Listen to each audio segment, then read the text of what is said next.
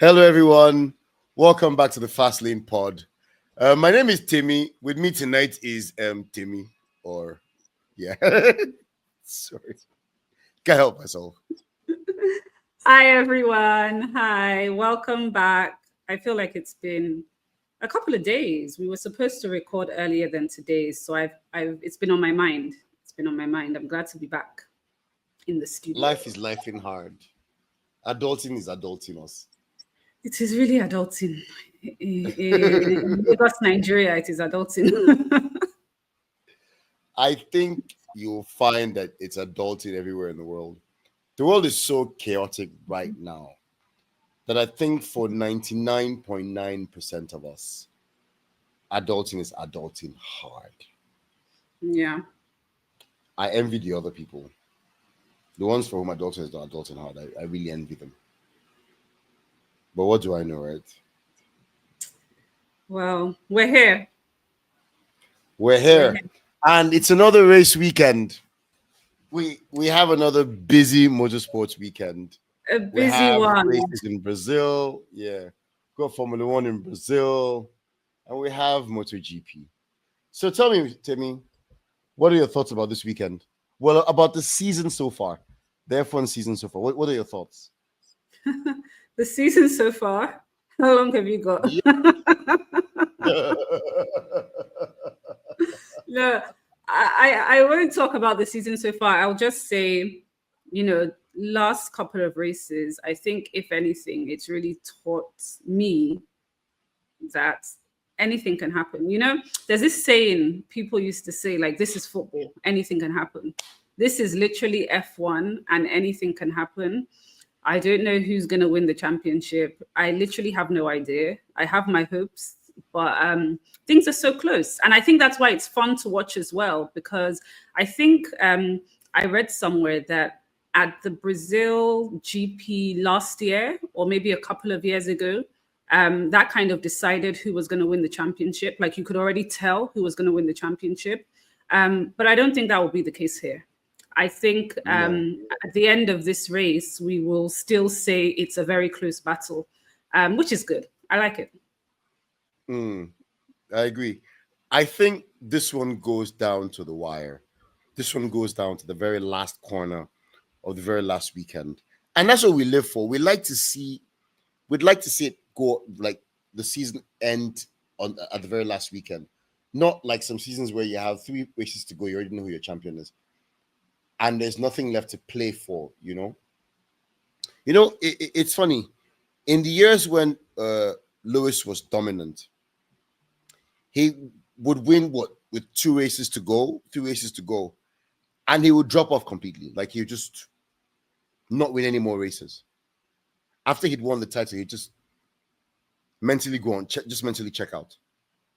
So it's interesting that this one is going to go to the wire, and I hope it does go to the wire. Um, I think what's interesting as well is that even with the drivers' champion, even with the what do you call it, the teams championship, the constructors' cup, we don't know what's going to happen either. I think between second and third, between Ferrari and Mercedes, who are in second and third, there's 1 point difference. And Mm-hmm. then I think, Red Bull are just a couple of points behind that as well. So I think the Mm. fight is very much still on, even on the Constructors' Cup for second place, right? So I Mm-hmm. like this year. I think this year is keeping us all on our toes. Mm-hmm. It is. It is actually. It is very interesting. I'm excited. I'm excited to see how it goes. I mean, you and I are pretty much aligned on who we want to win. I Mhm. think. I know you want to see Lando win the title. Is that I who you think, want? to be honest, I think I'm agnostic about it. To be honest, between Mm. Lando and Oscar, I'm not sure. I really care. I think going by current form, then Lando seems to deserve to win it. He's been, and when I think about what happened last season and the lessons he's learned, how far he's come, I Mhm. feel like because he's been so much more consistent, then he deserves it more. But Oscar was the faster driver at the beginning of the season. I don't really have a horse in this race. I'm not sure I care. Mm. It's definitely going to be. I don't. Let me put it this way. I don't want it to be Max. As long as it's not Max Verstappen, I'm okay. Yeah. Yeah, I think I think I align more with you now than before, to be honest. I think I'm certain that as long as it's not Max, I'm happy. I used to feel some form of like allegiance to Lando, but now I sincerely feel like the fastest driver should win. And over the season, I think that has been Piastri. And so if he wins, then he wins, right? It is what it is. That's a good point. That's a very, very good point. Look, I'm here for it. As long as it's not Max, I'm here for it. With MotoGP, it's actually been the opposite. Marc Marquez wrapped up the season maybe 2 weekends ago, so like 2 race weekends ago, and then he crashed. So he's out for the rest of the season. So I think he won with 5 races to spare.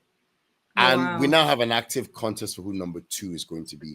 But I think even number 2 is sewn up now. And now we're wondering who number 3 is going to be. And incidentally, number 1 and 2 in MotoGP this year are actually brothers. So Marc Marquez is number 1. Yeah, Alex is number 2. And then we have a toss-up between the previous world champion, Pecco Bagnaia, and his team, well, not his teammate, so his stablemate. They grew up together in the VR46 squad. So Marco Bezzecchi and Pecco Bagnaia are both VR46 riders. And they race for different teams now. So it's a civil war, as it were, between the two of them. Okay, I'd like to see Marco win it. Even though I've always been a Bagnaia fan, I'd like to see Marco win the third, take third place, and let's see how it goes. So it's the contrast between F1 where things are still in the air, and then yeah. I say every week I need to get on this MotoGP. I told you I watched a few races, and it was super fun and interesting. I just hope I have the time. Weekends like this, I just feel with the sprint and the Grand Prix, I just feel like it's hard to find time. But we'll see. Yeah. Well, I have a way of dealing. I sort of clear my weekend schedule I'm able to clear, especially weekends when it's just F1 and the race is over by 2 p.m. I can sort of delay my going out on a Saturday afternoon, on a Sunday afternoon till 3 p.m. Whatever I'm doing on Sunday. I'm not going anywhere till 4 p.m. But when the timing is like this, where it's a 5 p.m. thing, I just veg out on.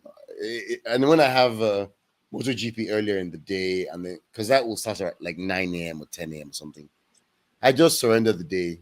I just sit. I veg out in front of my couch. In front of the TV, and I do the races and I do football, and then by the evening I'm exhausted from doing nothing. I bum the fastest man on the couch. I wish. So what are we talking about today? F1 rookies. The class of 2025. The F1 rookies class of 2025. Rookies. Yep. General what do you thoughts. think of this year? Okay. General thoughts. Who is your... Let's start by who's your favorite rookie this year? Okay, my favorite rookie has to be Hajar. I like Hajar. Why is that? Good question. I think I have empathy towards him. So, okay, love that he joined the grid and was very vocal about how, Lewis Hamilton was his idol. Of course, Lewis Hamilton is also mine. So I was like, okay, we've got things in common. You're a smart lad. And then on his debut, where was the debut? In Australia, right? He crashed on the formation lap. Yeah. And remember, there was that whole big thing about, I think he started crying, and then Lewis Hamilton's dad went to go and hug him. I think that was the same race, right? That was the same race. Yep. And yeah, I have a soft spot for him. And it doesn't hurt that, he's got a podium in his rookie season. He's finished third. Doesn't have too many DNFs. He's not a crasher like some of them. He's been in the top 10 quite a few times, I think. I was doing some research on his stats, and he's top 10 for a rookie. I think he's number 10. So he's not doing too bad. I think he's got some fight in him. What about you? He's definitely done so. For me, it's a straight toss-up between Hadjar and Kimi Antonelli. But okay. It's something you have to sort of put in perspective. And when you put in perspective, I think it has to be Hadjar, because you look at, so Hadjar is 10th overall. Antonelli is 7th overall with 97 points. But when you have to sort of adjust for it. Hadjar has 39 points. He's 10th overall. Kimi Antonelli has 97 points. He's 7th overall. Okay. But this is where context helps, right? Exactly. Kimi is in the Mercedes. Exactly. He's in at least the second or third fastest car on the grid, right? Exactly. So you sort of expect him to be up there because he's got the goods. He already broke a record, didn't he? For the fastest, the youngest pole sitter in F1 history. Oh yeah, at he did. 18 years. So yeah, I mean, the boy is clearly fast, but I don't think he's been consistent enough this season.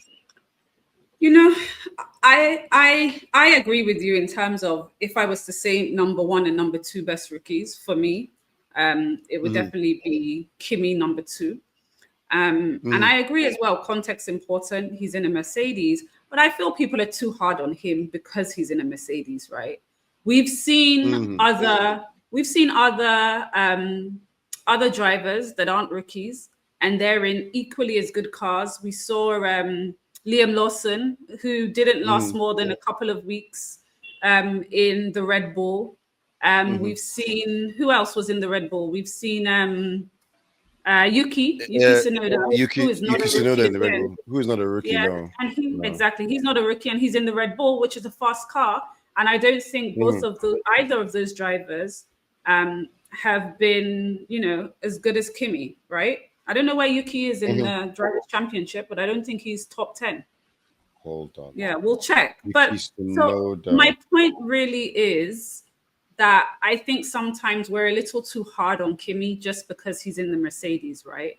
Yes, he's in a fast car, but I think he's driving well in that fast car. I think the pressure got to him. When you say he hasn't been consistent, well, he's 18 years old. I think he just turned 19, right? So, I mean, he's a young driver. The pressure will get to him, which will affect his consistency. But it's his rookie year. I feel like we should give him a break. I feel like regardless of all of that, he's kind of back on track. He's finding his rhythm. And I think he's a really good driver. Interestingly, right? My man Liam Lawson is actually ahead of Yuki in the championship. Oh, is ahead of Yuki? Yeah, he is. He's 15th with 30 points. Yuki is 17th with 28 points. So he scored more points in the slower car.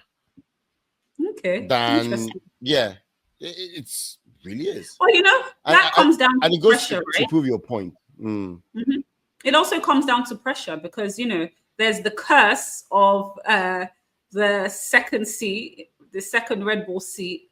And he was definitely under a lot of pressure. But to be honest, let's not even get into that because I don't think Red Bull did him fair. I think he literally drove in that seat for how many races? I don't think it was more than 3. Yeah, come on. Do you get what I mean? So I don't really think we got to see him in his form in the Red Bull. He wasn't given a chance. So, yeah. So I agree with you. And I think he's been vindicated, right? If Yuki had got into that car and lit up the grid and was scoring podiums every other week, then you would argue that okay, Liam couldn't hack the pressure. Yeah. But Liam has gone into the racing bulls, which I understand is a more forgiving car to drive.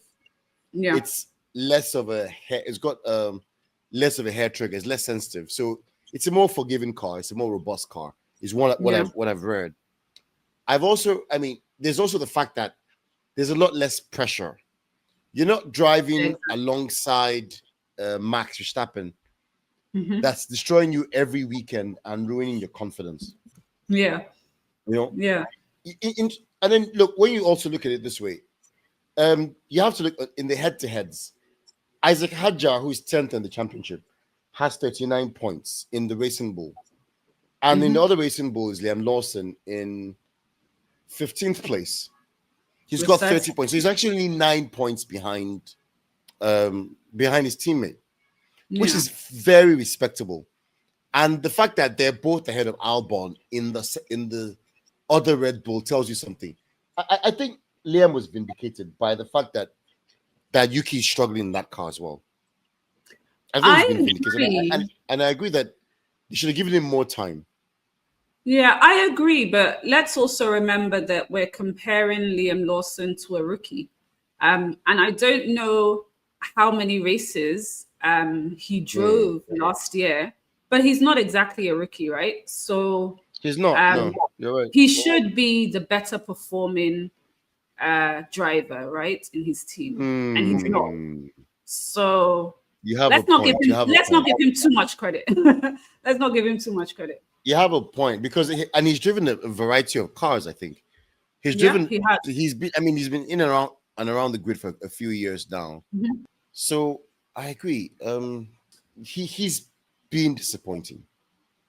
When you put it like that, yeah, you can see how he's been disappointing. What about Ollie Behrman?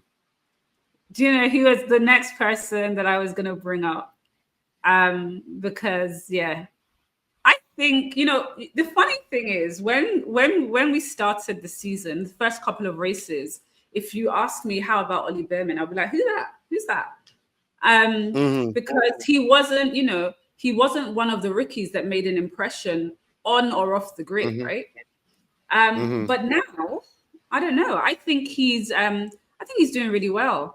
I think considering the car that he has, I think he's starting to find his rhythm, and I think over the last few races, he's been doing quite well. I think based on what I see, he's 13th.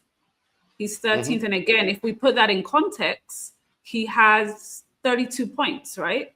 So it's not so far behind some of the other drivers, considering his car. I don't know. What do you think? What's the better car between the Haas and the Red Bull Junior? I think it's the Red Bull. The Red Bull. Okay. I think the Haas and the Alpine are the slowest. Okay, maybe the Sauber. I was going to say the Sauber is probably the Haas, the Sauber, and the Alpine are the slowest cars on the grid. The Alpine is definitely the worst car on the grid. Yeah. Behrman is actually look. I think Behrman is doing pretty good. Isn't Behrman ahead of his teammate? Who's Behrman's teammate now? Who is his teammate? Haas. Yeah. Esteban Ocon is his teammate. Yeah. And Ollie Behrman is ahead of Ocon in the championship. Yeah. Yeah.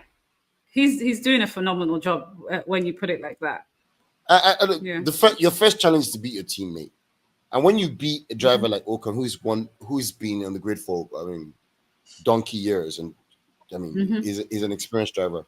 So when you come in as a rookie and beat an experienced driver, then it's a good day in the office.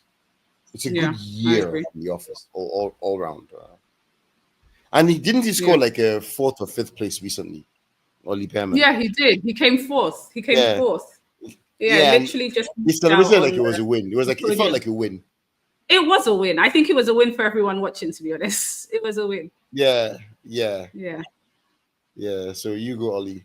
What about can I bring someone up? Gabriel, but yes, okay. Let's go. Let's hear you. I was just about to say that Gabriel Bortoleto Uh-huh. I think that Yep. he is an amazing driver. Okay. I think that it's such a shame that he has the worst car on the grid. But I think Okay. if you notice in the last couple of races, he's been in the top 10. I think for a Sauber to be in the top 10 in the last couple of races, a Sauber that's a rookie, I think that's really, really impressive. He's 19th in the championship in the driver's standings, 19 points. I'm not sure he could do any better than that, given the car he has. But I do think that he's extracting the most out of that car, and he has a top 10 finish for a rookie in a Sauber. I think that's fantastic. I don't like you, and I agree with you. I do like it. But I can't fault your reason at all. I can't fault anything you're saying. And then the last guy, Jack Doohan. No, Franco, Calopinto and Doohan. Yeah, so Doohan he doesn't drive anymore, right? So let's not. Yeah, he had like 2 races and it was dropped. Yeah, he didn't. Yeah, but that's then, a shame. The thing is, again, he's been vindicated though. He had 3 races, he was dropped. I think because the bill for his crashes was the team was afraid that. I think he seemed to crash a lot, and that the bill for the crashes would be too much for the team's budget. Yeah. But then you have Calopinto, who's been in the car since then, and between them, they have 0 points. I agree. I don't agree. I don't think he's been vindicated. If, as you say, one of the reasons why he was replaced was because he was crashing the car too much. And then, if you see a driver like that crashing the car too much, you can think, wow, is this car undrivable? But you have Franco Colapinto, who I don't think he's crashed since he started, right? So I see your point. Yeah, I don't think that he's vindicated. Franco is not doing very well. He isn't doing very well at all. You don't think that if Jack had stayed in the car, that he'd have gotten the crashing under control? No, not at all. And I think I've seen, in the little I've seen, I've seen that once a driver starts crashing, it's hard to get that under control. I think we saw that with Perez a bit, with Checo a bit, right? He started crashing towards the end of his time at Red Bull, couldn't get it under control. We saw it with there's a couple of drivers that were famous for crashing. That guy, he was I think he was Kevin Magnussen's teammate, slim guy. Do you know who I'm talking about? French guy. Yes, I think that's the guy him. That went in a fireball in his last race. Yeah, but I think Roman Grosjean. I think Roman Grosjean, yeah. Roman Grosjean. Exactly. It was just a spiral, right? I think the main issue with crashing is that once you've done it a few times, it begins to chip away at your confidence. And unless you are a very established driver, it's hard to get that confidence back. And I think for a semi-rookie like Jack Doohan, I don't think he would have been able to get any better. I don't think so. So, I don't know if I agree. But you have a very valid point. I just think that he could have started, that the team was just, I think they could have given him more time. I think they could have given him more resources to, look, slow down. They gave him a car. He had that epic crash, didn't he? Was it the second race? Was it Australia where it was that he took the corner so fast? He didn't lift for a corner and went straight into the wall. And almost killed himself in the process. Yeah. No, I agree with you. But, so do you think his career is over? Do you think Jack has lost his chance? The funny thing you say that was the same thing that happened with the Grosjean guy, right? Do you remember when he stopped racing? It was because he had a crash that was like really bad. Everyone wasn't sure whether he was going to live, and that was kind of his exit out of F1. Yeah, he had this crash, mate. So sometimes those crashes are like wake-up calls. Yeah, you're right. Yeah. You're right. You're very, very correct. Do you think Duhan's chance is gone in F1? Do you think he can ever make a comeback? The truth is, I don't really care. I didn't see anything in him. I'm sorry to be blunt, for me to have an opinion on him. You get what I mean? Like, it's a shame for him, right? Because like with Liam Lawson, I agree, Red Bull didn't give him a chance. And I think he was out of Red Bull in like two races, right? But at least he's had a chance to kind of show people that he's an okay driver in the junior car. But with Jack, I don't remember him from last season. I know he's not entirely a rookie. I know he drove a bit last season in a couple of races, but I don't remember him. So that says something. And in these two races, I don't either. So I feel like they're, no. You know, there's only 20 drivers on the grid. So you I don't know. You need to. So I have leave your mark. Soft spot. Fair enough. Yeah, you have to grab your chance when you get it. You get no second chances. You're one of the few. You have a job that most men on the planet would kill for, and a lot of women on the planet would kill for that job. And certainly, I'd say 99% of racing car drivers would kill for a shot in F1. So I do see your point. I have a bit of a soft spot for Jack Doohan because of his father. His father his father's Mick Doohan. His father's Mick Doohan, former MotoGP world champion. So when I started watching MotoGP, Doohan was one of the first guys I watched. Kevin Schwartz, Mick Doohan, Wayne Rainey. Those are the guys that when I became aware of it was the 500cc class in those days. 125, 500, 250 and 500. And Doohan was one of the names that I grew up watching. The way I grew up watching Ayrton Senna and Alain Prost in F1, it's the way I grew up with Mick Doohan and Kevin Schwartz. So I have a bit of a soft spot for Jack because of his father. But yeah, you get one chance, and if you mess it up, then sorry. I would like to be an F1 driver, so you get one shot. It's like that Eminem song, one shot. You had one shot to get to one shot, exactly. Are you going to choke? Are you going to choke? I saw Obama rap that song the other day. Was it last year when he was introducing Kamala during the U.S. presidential campaign? Yeah. And he had to introduce Eminem, and he rapped the words, and I was like, I gotta say, I have done a lot of rallies, so I don't usually get nervous. But I was feeling some kind of way following Eminem. I notice my palms are sweaty, knees weak, arms are heavy, vomit on my sweater already, mom's spaghetti. I'm nervous, but on the surface I look calm and ready to drop bombs, but I keep on forgetting.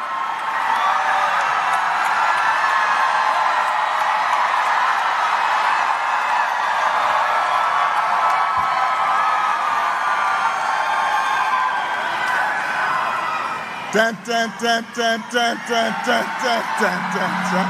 I thought Eminem was going to be performing. I was going to jump out. Love me some Eminem. That hits, it's your time. Are you going to choke? I love this. So I think in a nutshell, it's what it is. Your number one driver for this season is Hadjar, right? And then my number one rookie? Yeah, your number one rookie this season. Yeah. Hadjar? Yeah. Okay, I agree with you. And then Kimi. Yeah. I agree with you again. See, you better not. The third one.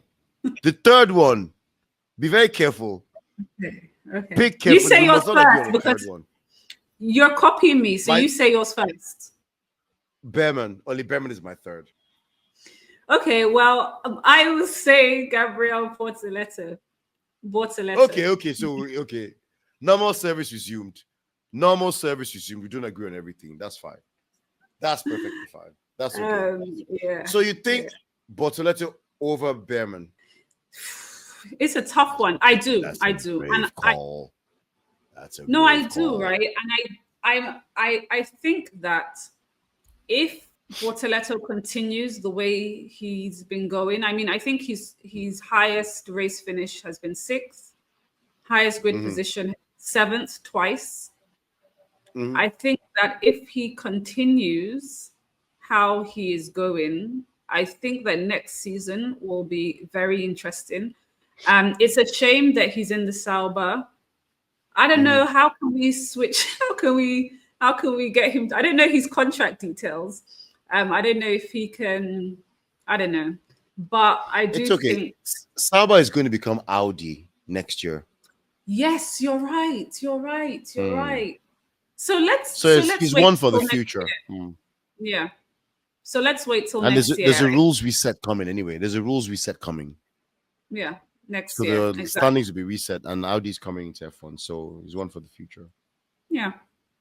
That's okay. So we are agreed on 2 out of 3. Not a great day, but we agree to agree. So what do you think about Brazil this weekend? Brazil, what would you like to see happen? I mean, we can't predict the future, right? Oh, what do I want to see happen in Brazil? I What want would, Lewis. what would be your Hamilton. dream outcome? Lewis Hamilton on the podium. Lewis Hamilton on the podium. Hold on, let me just think about that. That's the easiest thing, but it's not the only thing I want. I want Lewis on the podium. I want Leclerc on the podium. And let me guess, you want Lando to win?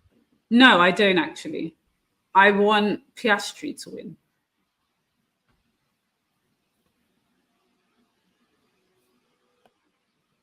Why? Ask me why.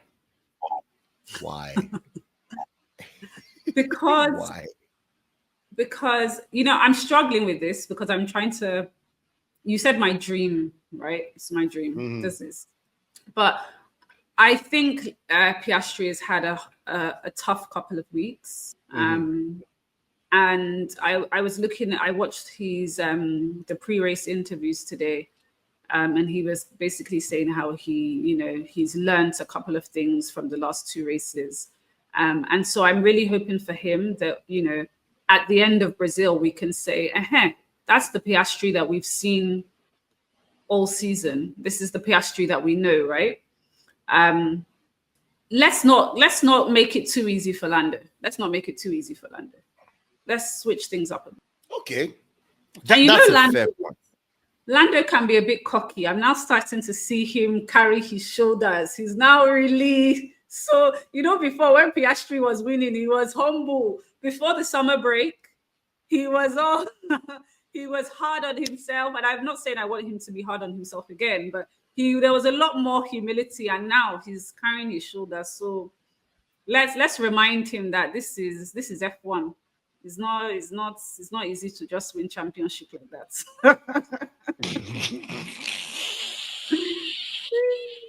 And also, let's end the conspiracy theories as well.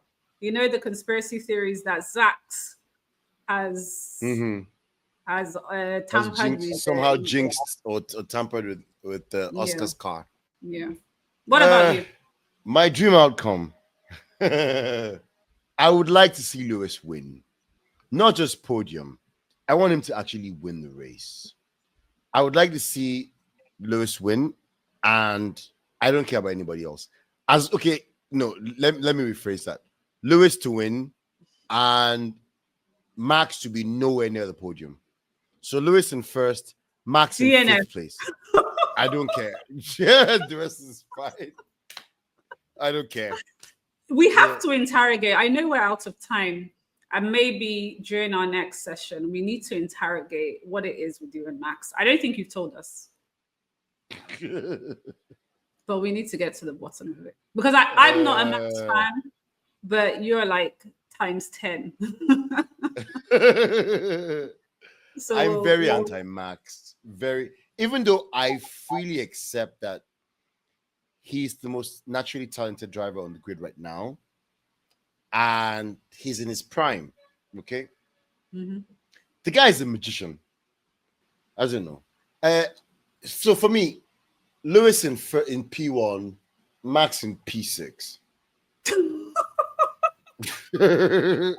I'm not as evil as you. You wish to make DNF. I'm not as evil as you. No, but can I Temi's just name say, is Village People. Can I just say that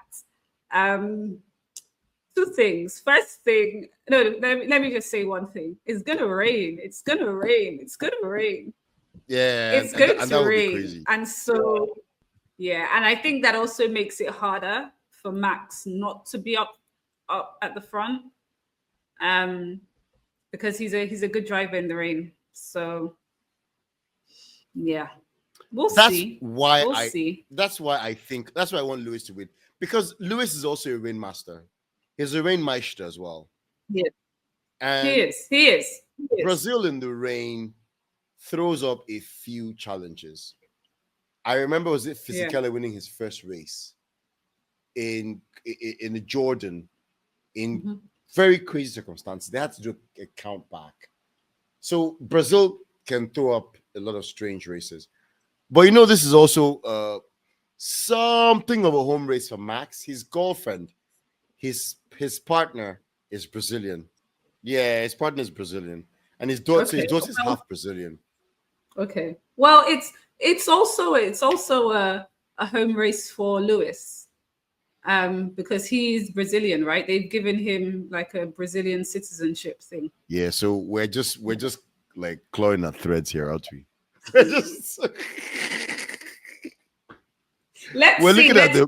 We're pulling the most tenuous links here. We're clutching at straws. We will. I think we definitely need to do another. We need to have another session tomorrow or this weekend. Yeah, this weekend. And our full-on race preview. Exactly, a little closer to the Grand Prix itself, when we have more information about what's going on the track. When we see the rain, I think it's going to rain without a doubt. But yeah, yeah, it's going to be a good one. Same. So when it rains in F1, what I like about the rain is that the rain produces unpredictable races, unpredictable race outcomes, especially when it comes like suddenly and hard. Or you know those weekends where the rain stops and starts and stops and starts. So you have to change tires, and you have to change tires at the absolute right time. Whether it's because of the safety car or you anticipated the change in weather and conditions quickly enough to react very fast. So I love wet weekends. I love wet weekends. They can mix things up and throw the cat among the pigeons. Yeah. I would like to say that too. But I think the last time we saw a lot of rain this season was probably I want to say it was the Belgian GP. I think it was the Belgian GP. And that was the race where they ended in a safety car, because in my opinion, the FIA were being too cautious, right? So, and I think Max actually came out as well and said something similar, right? So we didn't get to see the races that we like in the rain, because FIA just wouldn't let us race. Yes, I was on the let us race. I was on the track. He was on the grid. But yeah, they keep disturbing your debut. Timmy, they keep pushing back your debut. These people, let it go race. Let the go race. These enemies. So yeah, enemies. I hope that they will let us race this weekend, and then yeah, all of what you were saying will be true. I can't wait. Yeah, I think they're being a bit too cautious now, but in this day and age, you don't want to have accidents and drivers dying. I'm not sure the grid has recovered from Jules Bianchi's death. And then there was the female F1 driver, Sophia, I can't remember what her name is, that died after a crash. So yeah, I look forward to the race. I look forward to it. Hopefully it's a wet race weekend, but we'll see. So we'll have another session this weekend, right? Yeah. I want to say thank you for watching us. Thank you for being a part of the show. If you haven't done so already, please subscribe. Please give this video a thumbs up. It's a like, and that tells the algorithm that people are watching us and encourages us to keep making this content. We enjoy making this show, but we also would like to have support from the viewers. And if you have a question you want to ask us, if you have a comment you want to make, have we said something that got your goat? Do you agree with Temi's list of rookies or our list of rookies, of whatever it is? Do you agree with our prediction about who's going to win the championship this season? Whatever it is you have, a question or comment, drop us an email at thefastlanepod@gmail.com. We're all over your socials at the Fastlane Pod, on Twitter X, on Instagram. Yeah, send us a message and let us know what you think. Leave us a comment and share the video with someone who might like us. Temi, over to you. Thank you, everyone. It's been good. Please, please, please like, share, subscribe, comment, all of those things. And we'll see you soon. Thank you very much. Obrigado.